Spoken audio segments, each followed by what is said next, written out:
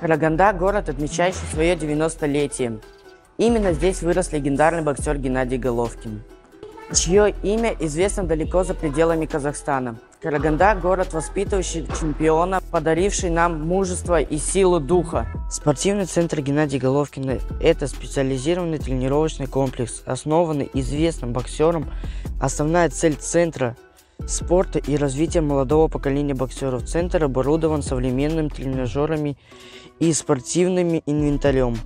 Спортсмен всегда выделялся среди своих сверстников невероятной целеустремленностью и трудолюбием.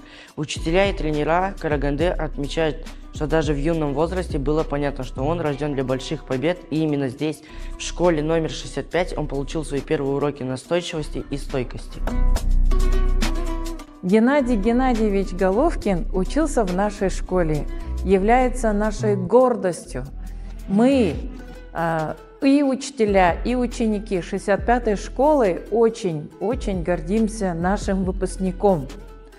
И мы подрастающему поколению Геннадия Геннадьевича Головкина ставим в пример. Дорогие карагандинцы, от всего сердца поздравляю вас с 90-летием нашего замечательного города. Караганда всегда была для меня и остается символом силы, мужества и стойкости. Этот город подарил мне не только мою любовь к спорту, но и закалил характер, научил трудиться и стремиться к высотам. Желаю Караганде дальнейшего процветания, стабильности и новых достижений.